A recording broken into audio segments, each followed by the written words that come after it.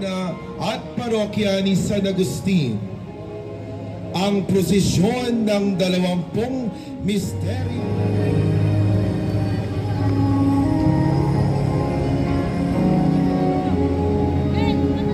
Mga misteryo ng tuwa. Sa lipi ni Haring David, paglapit ng anghel sa kinaroroonan ng dalaga, binati niya ito sa kanya ng anghel, "Huwag kang matakot, Maria, sapagkat kinalulugdan ka ng Diyos."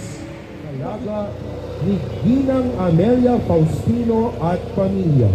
Maraming salamat po. Karo bilang 2. Ikalawang misteryo ng tuwa at pinagpala rin ang dinadala mo sa iyong sinapupunan. Sino ako upang dalawin ang ina ng aking Panginoon? At iniga sa isang kasabsaban, sapagkat wala ng lugar para sa kanila sa tuluyan. Sa misteryong ito, ipanalangin natin na tayo ay maging maraming salamat po. Karo bilang 4. Upang tuparin ang ayon sa itinakda ng kautusan, kinarga ni Simon ang sanggol. Pagkatapos, nagpuri siya sa Diyos. Sa misteryong ito, maraming salamat po. Karo bilang 5. Jesus, bakit po ninyo ako hinahanap? Hindi po ba ninyo alam na ako'y dapat mamalagi sa bahay ng aking ama? Ngunit hindi nila naunawaan ang pananalitang ito. Siya'y sumama sa kanila pauwi sa Karo bilang 6. Unang misteryo ng liwanag, pagbumababang parang kalapati at pababa sa kanya. Narinig kasabay nito ang boses mula sa langit na nagsabi, "Ito ang aking anak, ang minamahal." Karo bilang 7. Ikalawang misteryo ng liwanag.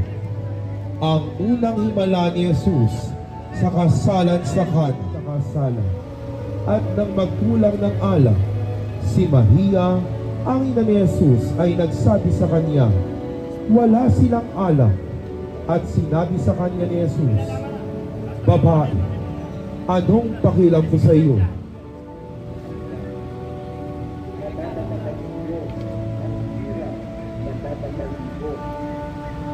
Karo bilang 8. Ikatlong misteryo ng liwanag, ang pagpapahayag ni Jesus. Ito ay nasa tabi ng dagat, sa may hangganan ng Zebulon at Naphtali. Mula noon, nagsimulang mangaral si Jesus. Maraming salamat po. Karo bilang 9. Ika-4 na misteryo ng liwanag, ang pagbabagong anyo ni Jesus sa bundok. Juan at Santiago, nagliwanag ang kanyang mukha na parang araw. Pumuti ang kaniyang mga damit na gaya ng busilak ng liwanag. Biglang nagpakita sa kanila sina Moises at Elias. At Karo bilang 10.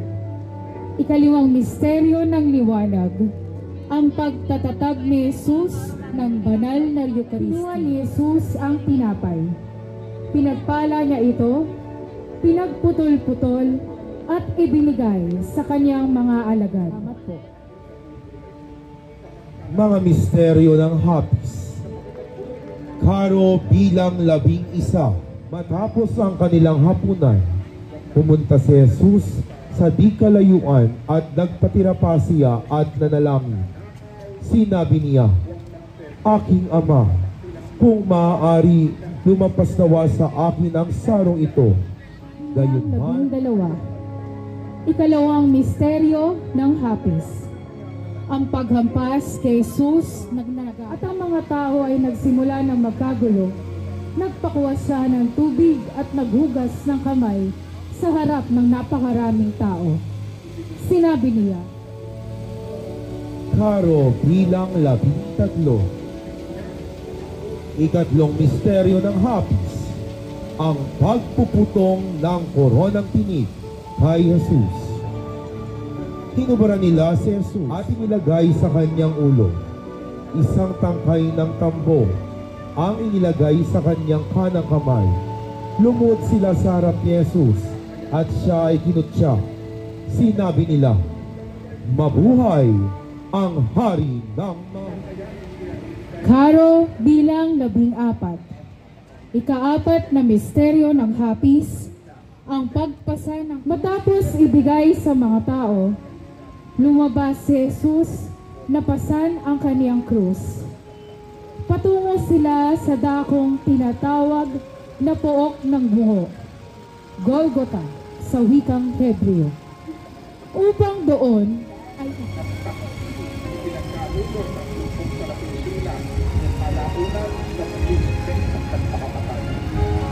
Karo 15, ika-5 misteryo ng hapis. Kinuha nila ang kaniyang mga kasuotan. Hinati nila ito sa 4 na bahagi. Isang bahagi sa bawat kawal at gayon din ang kanyang damit. Nakatayo sa malapit sa krus ni Jesus ang kaniyang ina. Naroon din ang kapatid na babae ng kaniyang ina, si Maria na asawa ni Cleopas, at si Maria. misteryo ng luwalhati. Karo bilang 16. Unang misteryo sila at nagtaka kung ano ang nangyari. Biglang lumitaw sa tabi nila ang 2 lalaking nakakasilaw ang damit. Dahil sa matinding takot, sila'y nagpatira pa. Tinanong sila ng mga lalaki, "Bakit ninyo hinahanap ang buhay sa lugar ng mga patay? Wala siya rito."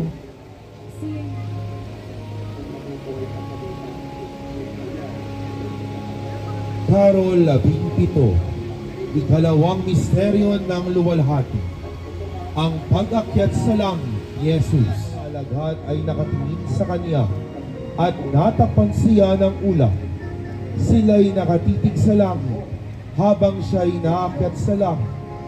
Walang ano-ano'y 2 lalaki noong Amor Robielos at pamilya. Maraming salamat po. Karo bilang 18. Sumapit ang araw ng Pentecostes. Walang ano-ano'y may ingay na nagmula sa langit, na tulad ng ugong ng malakas na hangin. At napuno nito ang bahay na kinaroroonan nila. Ang bawat gawain natin ay pagpalain at maging naaayon sa kalooban ng Diyos. Lagi nating ugaliin tumawag sa Espiritu Santo, pamilya. Maraming salamat po. Karo 11, ika-4 na misteryo ng luwalhati ng Birheng Ina at inilagay sa libingan. Ito'y kanilang binantayan habang hinihintay ang pagbabalik ng Panginoon. Dumating na nga ang Panginoon sa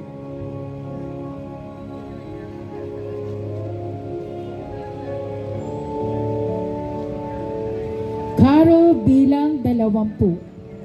Ika-5 misteryo ng luwalhati. Kasunod nito'y lumitaw sa langit ang isang kakaibang palatandaan.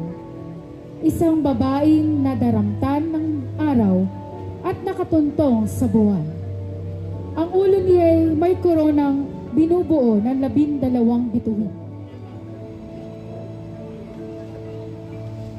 Karo 21, Nuestra Señora del Pingpasi ng Black Rosary Units ng ating parokya.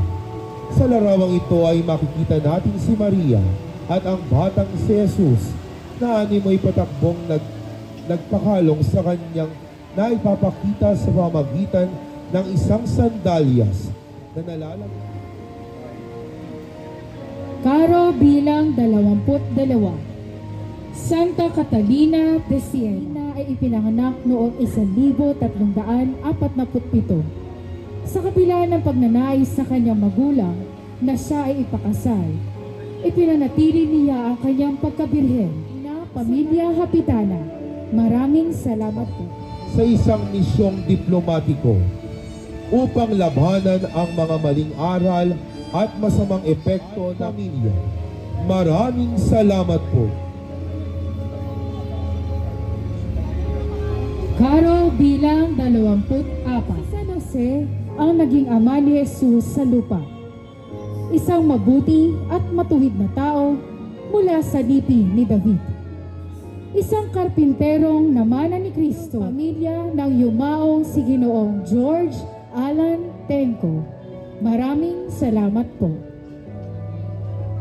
Señora del Santísimo Rosario de Baliwa, ang kapistahan ng mahal na Birhen ng Santo Rosario ay nagsimula pa noong 16 na siglo matapos ang tagumpay ng mga Kristiyano laban sa mga Turkong sundalo. Isa, habang ang Santo Papa Pio ay nakikipagpulong sa kanyang mga kardinal, ay ibinalita niyang nagtagumpay ang hukbong Kristiyano sa lipa.